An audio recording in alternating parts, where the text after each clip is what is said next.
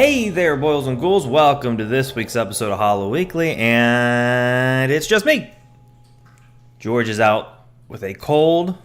If somebody sneezes halfway across the globe, George will get a cold. And we didn't have an episode planned just because he's been sick like a dog for so long, but I couldn't bear to go a week and not give you guys an episode. So today I'm just going to kind of ramble about horror. I told George, let's just ramble about it, Bill Burr style. And you know what he said? Nothing, because he's at home asleep, trying to get better. So even for tonight, we're recording this Thursday.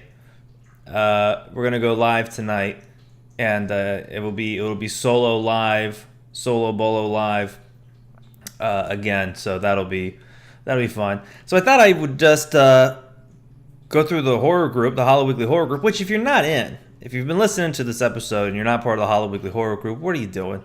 Come on now. We got a lot of great conversation in there. Oh, and this opening, my goodness.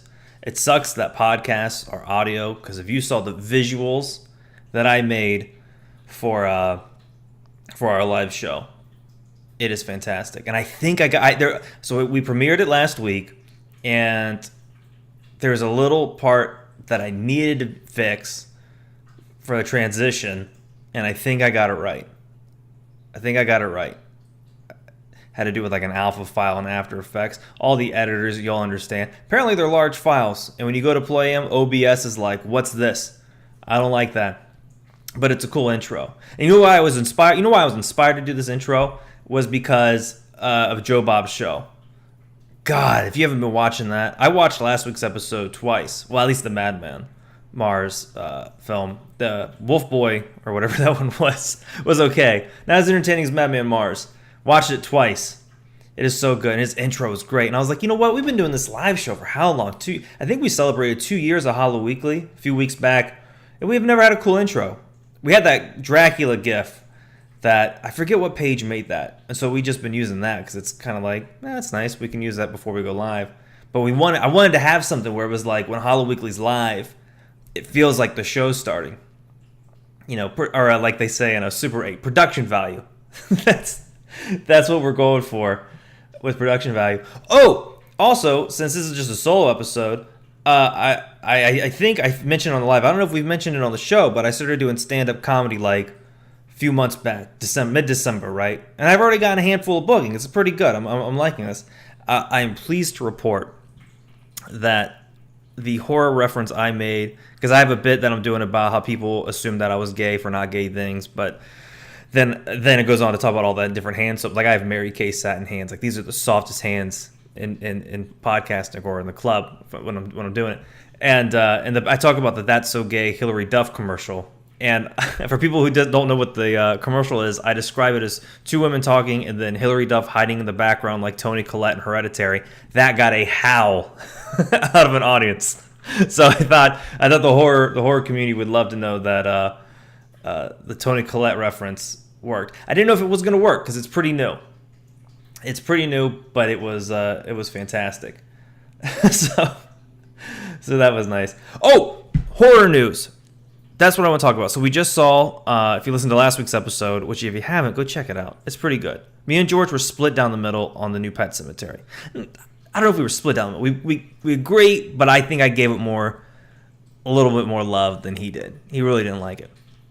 But in terms of films, Stephen King adaptations getting made, it's been making the news that James Wan, who I love, even though I can't watch...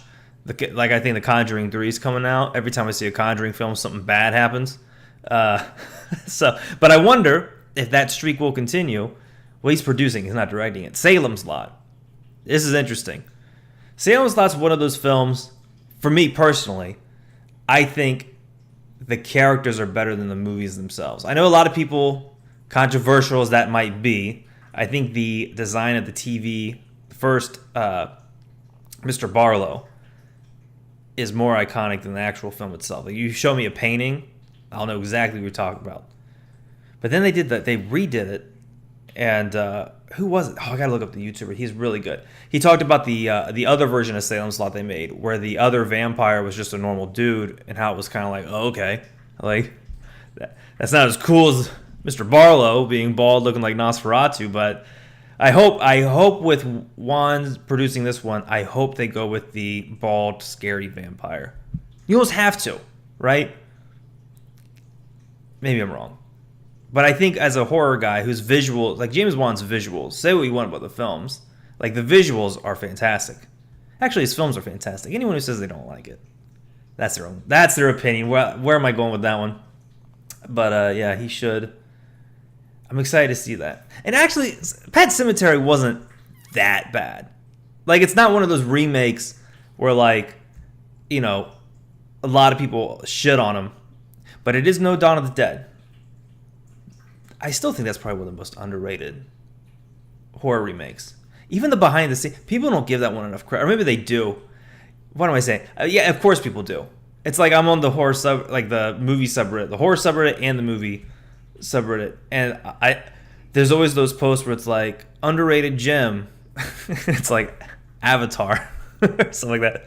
I actually don't think Dawn of the Dead's that underrated, but what I will say is underrated from it is the special features. They had a really cool, I think it was like the newscast that they were showing with like Tom Savini as one of the sheriffs, and it was pretty wild. It was pretty wild. Oh, you know what else I'm excited for? Salem's Lot. I'm excited to see what happens with that. I forgot It Part 2 is coming out. I think they had a James McAvoy image going around yesterday saying the first look at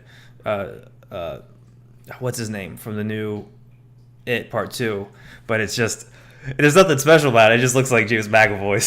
So, like new image. I'm like, okay, it just looks like him, you know, grabbing a burger somewhere. I want to see some Pennywise and some cool shit. Where was I going with that one? For stuff coming out. It Part 2. I'm excited to see that. Pet Sematary wasn't that bad. Oh, and we're seeing Infinity War tonight. That is going to blow up. I know this is a horror podcast. We need to be talking about horror things, but how can you not? Here's the thing. I know not a lot of people. Some people in the film, or that we've talked to who are like horror fans, are kind of getting like Marvel fatigue, where they're like not as excited. And I thought that's where I was. I thought I was like, yeah, Endgame's coming out. Yeah, I'm not that excited.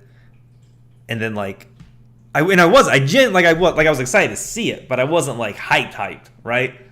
But like 2 days ago, like something just switched. I think Alex, when did she fly back?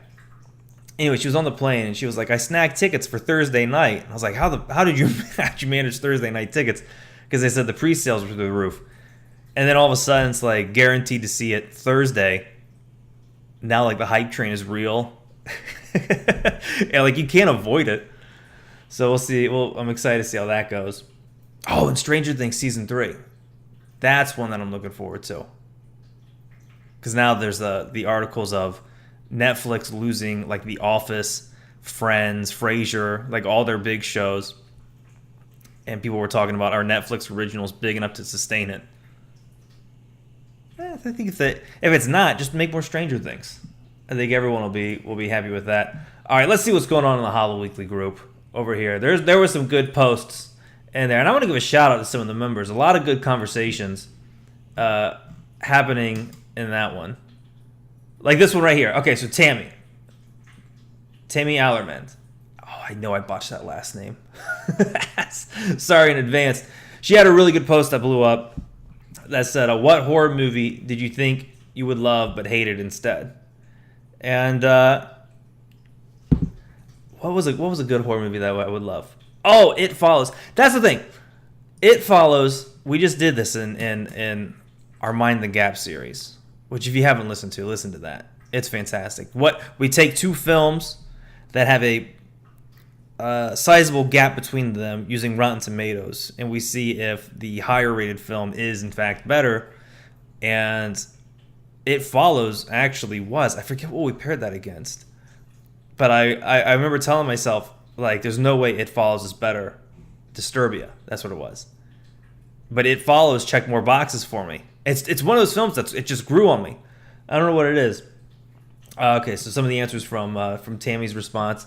Matt said, "We are still here." It seemed at the time when it came out, the horror world was all abuzz about this film. The film was an absolute waste of influences it drew upon. That's pretty rough. Unfriended. I agree. I disagree with Unfriended. Is Unfriended? That's the Skype one, right? Unfriended. Yeah, if that's the Skype one, that one. Oh, that was a sleeper hit, dude.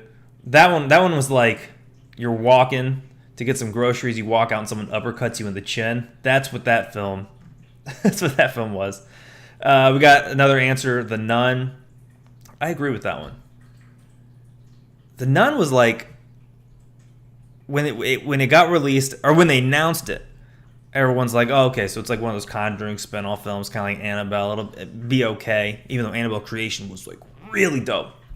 Oh, and we just saw Shazam, same director. Very loved it. But when The Nun came out, it was like, okay, here we go. We're gonna get another like Conjuring, kind of like low budgety type film. And then before it got released, it started getting a little bit of buzz because it was like reminiscent of Hammer horror in terms of like atmosphere, which it did. I think the best thing about The Nun was the atmosphere. Just need a little bit more story, But if it follows the same trajectory of Annabelle, because I think they said there's a Nun too. Whenever a horror film comes out, they always announce a sequel right away, like because of course, duh, you can make them for cheap and make a lot of money. But if it follows the same trajectory as Annabelle, The Nun should be okay, not terrible. Nun 2, masterpiece. Ouija, Ouija 2, better. I think George liked that one way more than I did. So some people saying they were disappointed in like Hereditary, the original Blair Witch, Scream 3. Oh, Glenn Powers said the new Pet Sematary. The latest Blair Witch. I think I can agree on that one. The scariest thing about the latest Blair Witch, and this is a true story, when we saw that movie, we forgot where we parked, and I think we lost the parking ticket. So much like the people lost in the woods, we were just lost in this concrete jungle of a parking lot, trying to get out. That was pretty embarrassing. We got some answers for saying Cabin in the Woods, which I think George would have agreed. I think he's switching on that one. Never saw The Last Predator, but I do love me some Fred Decker. In fact, I even have the Stephen King Rules t-shirt that was rocked in Monster Squad. A lot of people saying The Nun. Okay, Melanie Baker, I see you. She said Silver Bullet. We're going to have to have a talk. We're going to have a talk about this answer. You didn't like Silver Bullet? Silver Bullet is like, if you could... There was this movie... Okay, this audience help. There was a movie that I remember my dad watching on HBO when I was a real little kid. And he had a magazine, and he would cover his eyes and turn around, and whatever's in the magazine came to life, I think. I think that might be it. Whatever that was.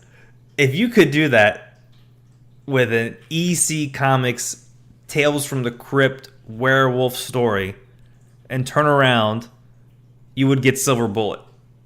Does that make sense? Hope that makes sense.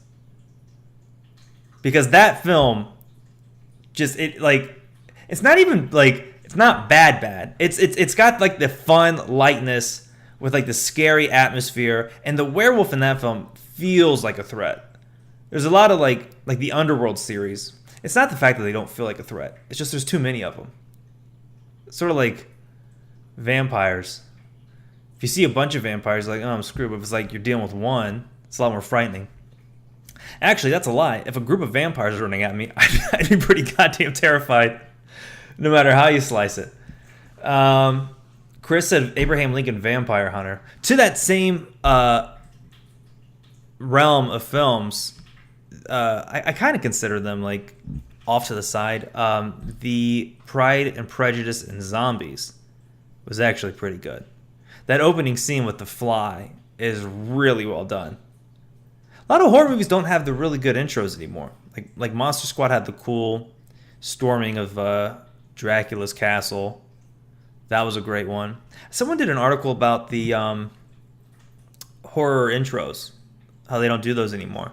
Oh, and to that, since this is a ramble episode, to all the CGI haters, which I never understood the hate for CGI. Like, yeah, there's bad CGI, but there's also bad practical effects.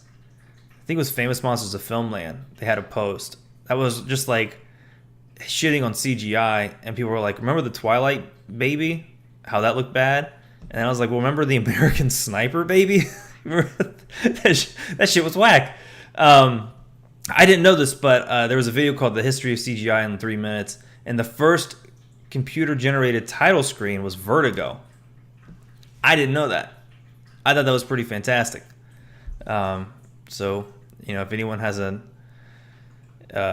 bias against it for no reason or another, just watch the Vertigo scene, the Vertigo intro. That might give you a little light. Let's get another post here that's a little more upbeat, more my speed here. We did ask what people have been listening to today for the live show. I like to ask a question before we go live so people can comment, and then we let them know we go live. And I was asking people what have they been rocking out to.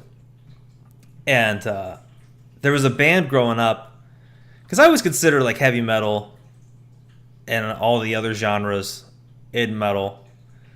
Remember like when you were in middle school? Or do people still do this? Do they get real anal about like the different types of metal?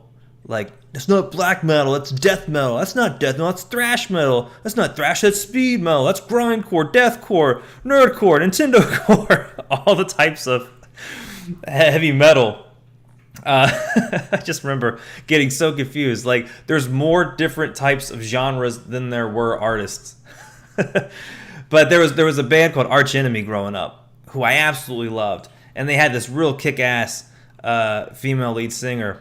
And I guess they got another lady singing for them. But if you haven't heard, if you like heavy metal that's got this like cool aggression to it, with just these fantastic guitar players, check these dudes out. They got a new album out with this lady, and she is fantastic. When you hear it, her voice is just killer. So, what else is everyone listening to? Brandon said Figure, Monster 7. That sounds cool. RC Martin, our boy RC, he's listening to some Mudvayne. Oh, don't get me started. If we're talking music, let me take you guys. Okay, since this is a personal rambling episode, let's take everyone back to middle school, Nick. Okay? Imagine me, right? And if you haven't seen me, go to the Facebook. We're going live tonight, so you can put a face to this voice. With blue Liberty spikes, right? And I got like really curly, frizzy hair. So like you had to use some serious. I think it was called Got to Be Glued. Use that, and there was also a hair gel that was colored. And I think I would use like green and blue with Liberty spikes, listening to his Korn and Slipknot albums. You couldn't convince me that music got any harder than that back in the day. Plus, when you're getting into horror at that time, and you get the Resident Evil DVD, and you see Slipknot's My Plague on the Resident Evil DVD, and you see those masks, it doesn't get any cooler than that. And so there was always this weird comparison. Like, you would always compare Mudvayne and Korn. No, Mushroom Head. I've never listened to them, but it was always bands that had like but Mudvayne had like crazy looking dude in it, or dudes in it. And there's always just something cool about people whose like stage, like presence had that cool horror look to it. Garen's listening to the Karate Kid. That makes sense. Aaron Long, he's listening to Billy Eilish. A lot of people have been listening to that cat lately. I got to jump on that. And Jake, our good buddy Jake, listening to some Tool. Oh, and he's getting to see him next month. That's pretty cool. All right, let's go on to another post here. Does anyone else stare at the dead body in a movie or TV scene to see if you can catch them breathing? all the time. That was posted by Dawn M. She's been in the live stream. She's fantastic. I do that every time. Every single time there's a dead body, you're like watching their belly to see if they're breathing. On that same note, I don't think you ever grow out of the age of when people go underwater in a film holding your breath at the same time to see how long you can do it. Anytime like James Bond goes underwater, that guy's always underwater for like 17 minutes. In fact, I remember the first movie I did that to. It was Alec Baldwin in The Mask. Was it? No, not The Mask. The Shadow. Is that right? Alec Baldwin, yeah. That film, The Mask and the Phantom, are two fantastic 90s action, noirish, comic booky movies. And was it The Shadow? The Shadow had the knife in the beginning. Oh, no way. So this film is horrific. It's not horror. Yeah, that knife is scary. There's a lot of shit in movies that are just horrifying. So like if you haven't seen oh Jesus, The Shadow, look up the opening scene. There's this knife that flies around and has a face, and this guy's holding it at one point and it bites his hand. And that freaked me the fuck out for years. And then The Phantom, that movie. First of all, the costume is amazing. He just looks like he just slipped on a purple condom and an eye mask, and the comedian's eye mask from Watchmen, and then he just goes around fighting crime. But that one, what's his name? Billy. It's gonna kill me. Billy Zane. It's got Billy Zane in it, and he's fantastic. Oh, and James Remar. I think I said that name right. He was Raiden in the first Mortal Kombat and Dexter's dad. He's fantastic. But that film has a scene where the dude is looking through a microscope. And he's like, oh, I don't see anything. And the guy's like, just turn the knobs. And then spikes shoot out. Do films these days have traumatic scenes that fuck kids up like it did for like 90s and 80s kids? Man, I hope that doesn't sound like some like millennial getting older sounding jaded, because it did. But then again, I don't watch those films like I used to. I would like to know for movies like that, what's scaring the kids nowadays. I would like to know. Everyone's talking about the James Wan Salem's Lot. And you know what's cool about that is that, like, when Pet Sematary was announced, people were like, "Oh, why are you making it?" Like the whole horror remake, bullshit came up. Which I'm always for a remake. Like it costs. Here's the thing: if you're against a remake, just don't see it. Like Hollywood isn't having you financially produce remakes, And then the argument of like, well, why don't they do something original? Can't disagree with you on that. I mean, I agree. Anytime you can do something original, we'll go for it. But no, actually, it's a pretty valid argument. I can't think of anything. I'm trying to argue against myself. Make something original. That's how I read negative. Oh yeah, but why doesn't Hollywood make something original? Oh, my argument for that would be, if you want something to be made that's original, write it. Right? Like I don't complain. Like if I complained about Hollywood not making original movies, I would just challenge myself to write something original. Right? Does that make sense? But you don't want me writing. Oh my God. Me and George, our significant others, they are actual writers who like have success in their writing careers. Oh my gosh. One time I told my fiance, I was like, you know what? I bet I could write something good. Like I bet I could write something better than you in a half hour. Like just a dumb challenge, right? Like I don't really think I could do that. Like she's talented at writing, but I gave the challenge to myself, and I was like, I bet I could write like a Batman fan fiction. And I swear to God, it basically was just me rewriting the beginning of Watchmen. but replace the comedian with like Dick Grayson. And that was it. That was it. Anytime I would like act like I could write something, Alex would make fun of me because there's some 300 slow-mo falling scene straight out of like the mid 2000s. That's so embarrassing. Oh man. Oh, and there's the new Child's Play coming out. That too. Oh, and The Craft. There we go. That's the angle I want to take with this ramble.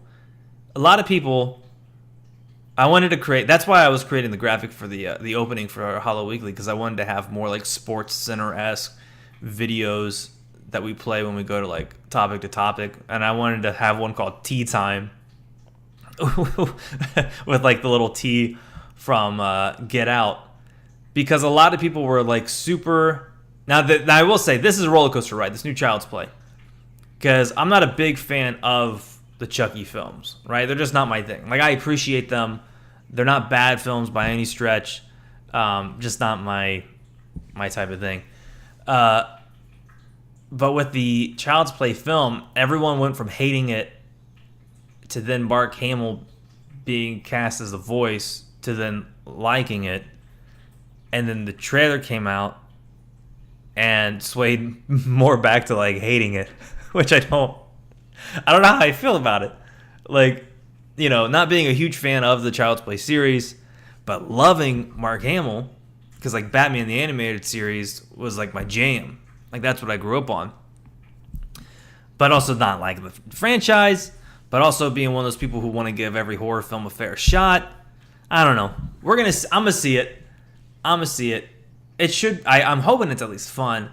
And I know like Virginia, who's been a lifelong listener for all the 2 years Hollow Weekly's been around, and on all the live streams, she was very vocal against the AI aspect of the new doll, and I can see why the Child's Play purists would not like that, because I mean that was like, you know, he does like the whole ceremony thing, and you know, does the little chant, and thunder and lightning and all that jazz. But I'm kind of glad they're taking a stab at something different, because then it's not like a remake. I mean, it is in the sense of like a boy named Andy gets a buddy doll, but I like that they went somewhere different with it, especially like with today and everyone slowly upgrading to like smart homes. You know, like we have, you know, like, you know, some of the, you know, Alexas or Googles or whichever one we use. All those things are now are glorified kitchen timers for us. You know, every now and then, just set a timer for 10 minutes, and then that's it. Like, I've never asked it about the weather. Like, we live in LA. Like, Alexa, what's the weather? Sunny. Alexa, how's traffic? You work from home. So like, kitchen timer is like the best thing. The best thing about Alexa is you can hook up Spotify. That's the best part. Oh! Well, actually, let me finish up this Chucky tangent. I'm excited. I'm glad they tried something different. If it's not good, it's not good. Worst case scenario, there's a new Chucky film. Actually, better case scenario, the original cat's working with Sci-Fi to do his own thing.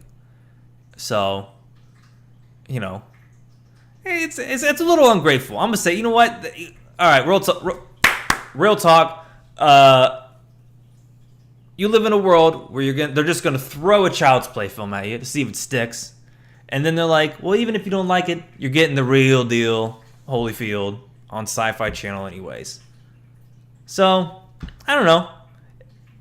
I would take that. But I got nothing to lose because I'm not a big Child's Play fan. So, but maybe I will. Maybe the movie will convince me. Maybe, or maybe the new TV show will make me a true believer. I don't know. I'm open to it. I can get down with killer dolls, right? Though I never saw the X-Files Chuckle Teeth. I never got around to that one. George liked it, but I need to see it. I need to see that one. Oh, what was the tangent? I had another tangent that I was going to go on. Child's Play. Bunch of movies. The new Creep Show. they said Greg Nicotero is doing the new Creep Show, and that guy I feel like he needs to. Well, Tom Savini has that coffee table book coming out. I would love to just see Greg Nicotero do makeup and talk live, because he's just such a cool cat. Like, if you haven't seen it, maybe you can find it on YouTube. If not, it's on the Diary of the Dead DVD as a special feature. It talks about how he tried to get this zombie to mash its face up against a glass when they're driving and to have his teeth fall out. And it shows them trying to get the effect to work. And I don't think they end up getting it right, if I remember correctly. But watching them behind the scenes is fascinating. In fact, you know what? With all these horror documentaries coming out, we need some more horror makeup docs. What is a good horror makeup doc? That's the question. See, me and George, we got this community. I always say it's the Criterion Collection of horror fans. You ask a question, you get back like golden, like 1,000 answers. What is a good horror, like special, like horror movie makeup? Not even horror movie makeup, just makeup. Because then you can go into the cool sci-fi stuff too, and then the underrated stuff like Dick. Well, it's not underrated, definitely not underrated, but like other genres were like Dick Smith doing Marlon Brando's makeup in The Godfather. That's good shit. Let's see here. Oh, the other films come out. Scary Stories to Tell in the Dark. That I'm excited for. Let's see here. What are your thoughts on that? See, here's the thing. A lot of people, they do posts like this. Like, what are your thoughts on the Nightmare on Elm Street reboot? Like that.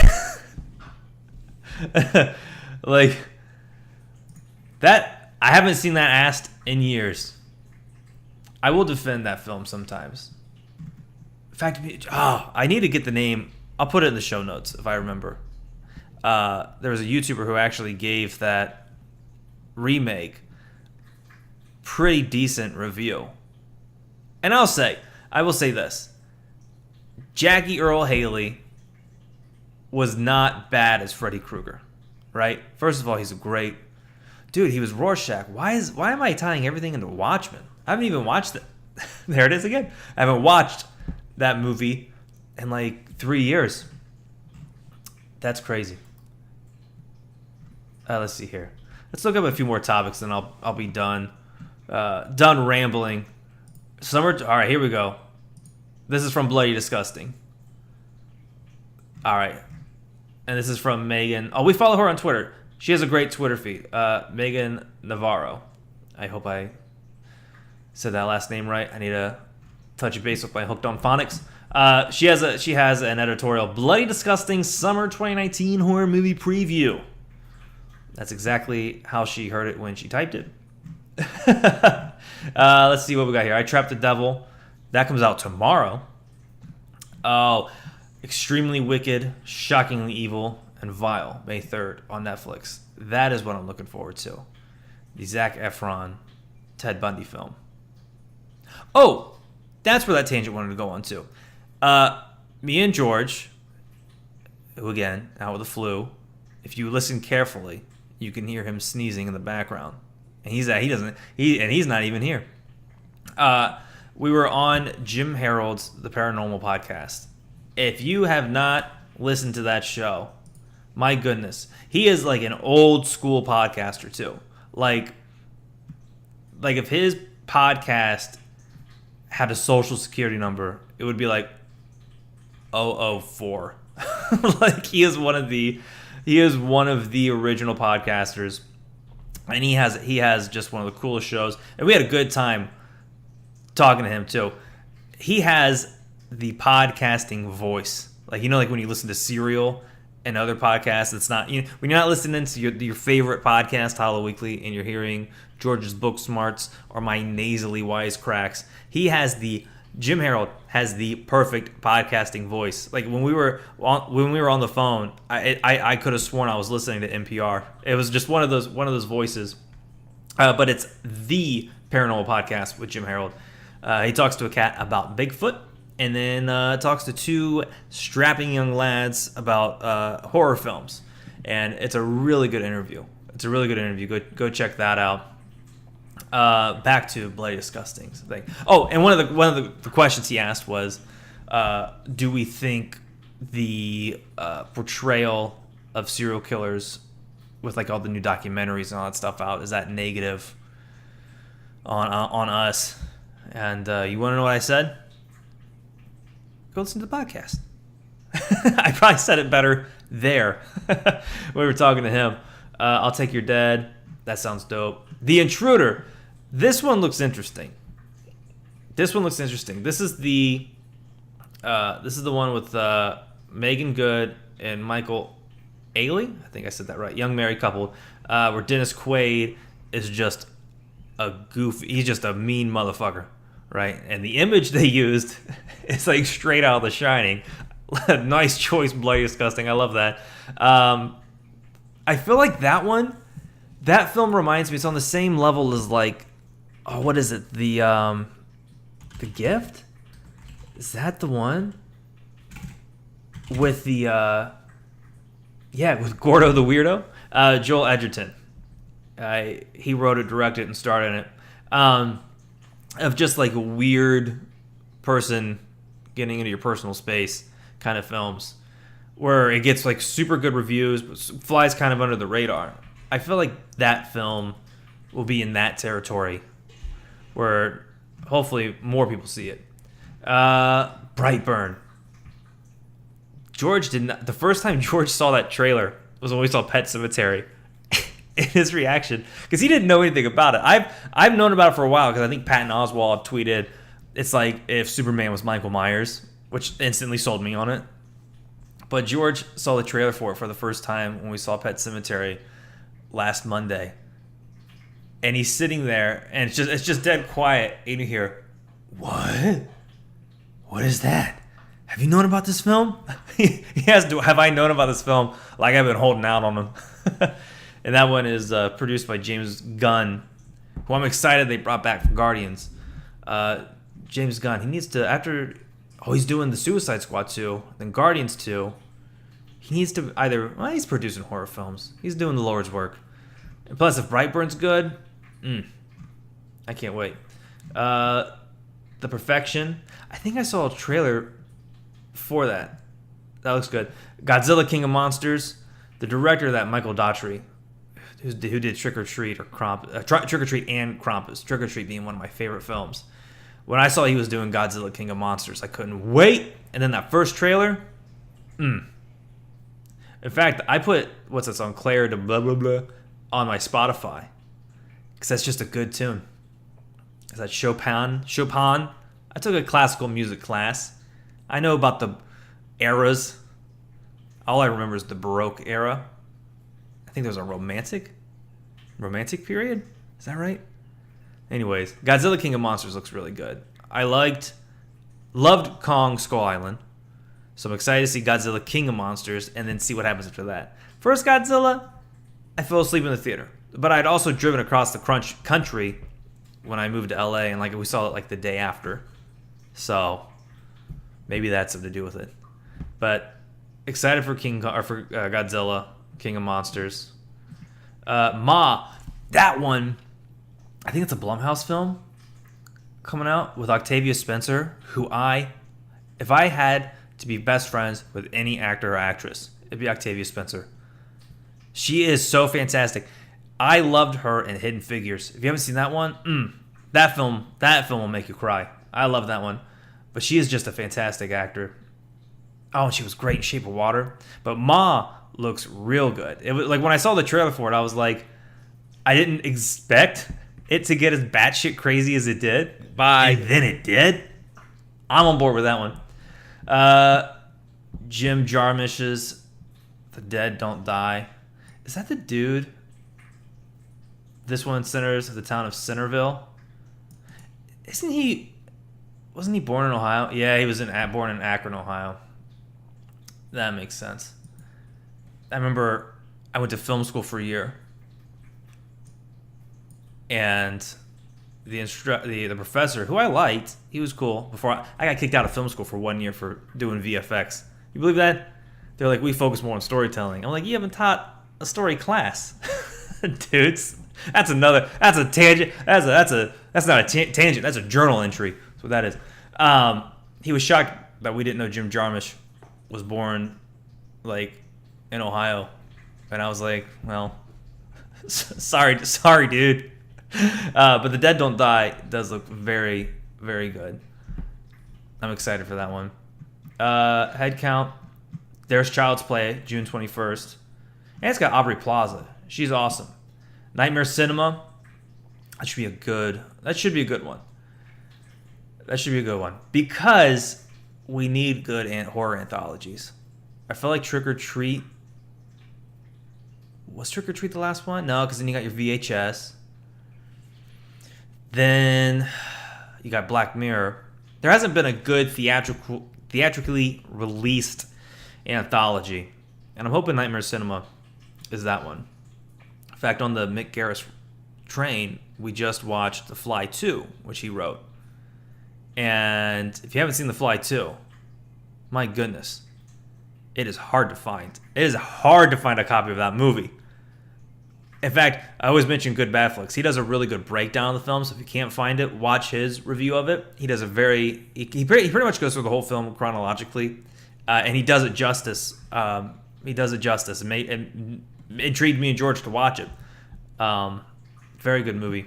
And it's also, a Nightmare Cinema also has Joe Dante and a handful of others. I just watched The Howling for the first time. Let's see here. Annabelle Comes Home. That'll be interesting to see what it does with its streak of Annabelle being okay, Annabelle Creations being awesome. Annabelle Comes Home. We'll see how that goes. Midsommar, that's how I'm always going to pronounce it, is Ari Aster's follow-up to Hereditary, which was quick turnaround. I mean, I don't know when they shot Hereditary and when they started this one, but in terms of like the releases, just having them as quick as they are together is phenomenal. Crawl sounds very dope. The Boy 2, I couldn't believe got a sequel because it was one of those films where like George loved it, but he was just like, that ending was weird. And then they announced The Boy 2 and he about fell out of his chair. The New Mutants, who do I gotta take to the prom to make this movie come out? The New Mutants, it has the lady from The Witch, Anna Taylor-Joy. Sometimes I call it Anna Joy Taylor. I get those confused. And she's fantastic. Oh, this is Massey Williams from Game of Thrones. Just a dark X-Men tale, or X-Men universe story that needs to happen. Scary Stories to Tell in the Dark, August 9th. The fact that they released the first thing they released from that was Harold. It gave me hope. I always had a lot of hope for that film. Plus, you have Guillermo del Toro like producing it. God, that one's got to be good. In fact, I think they even pushed back Are You Afraid of the Dark? Because those two things got announced around the same time, and then everything came up for Scary Stories, and I think Are You Afraid got pushed back. A sequel to 47 Meters Down. Get the fuck out of here, dude. That is exciting. Everyone, that movie was so ridiculous. That shark ate a steel like cage. It went after it, or went after what's her name? Blake Lively? Yeah, I think that's who it was. Love that one. It Chapter 2, September 6th, and that's where they end it. That one's gonna be good. I can't wait. All right, well that seemed like a good little tangent. Yeah, sorry it wasn't like a super planned episode with a lot of thought-provoking ideas, but it was kind of therapeutic to talk to you guys. You know, hopefully, fingers crossed, George gets sick. You know what? Here's the thing: if you get sick, this is all the listeners. All right, this is the doc. I'm gonna close with Dr. Nick's prescription to get over any cold or flu. Allegedly, don't hold me against it and see me in court. I'm telling you, Vicks on the temples, bam. Dayquil, bam. NyQuil, when it's night, bam. And then you just sleep that shit off. That is the cure. And the great thing is when you're sick and you're lying in bed, you can just watch horror movies all day, which is what you guys should all do. Not get sick, but watch a bunch of horror movies and stay scary. And I'm going to wrap that episode up here because that was 44 minutes. I got a long way to go before I get that Netflix special. I will talk to you guys later. Stay scary. Watch a bunch of horror movies. And if you're listening to this, join the Facebook page. Join the live shows. We have a blast over there, and I hope to see you there. Until next time, bye!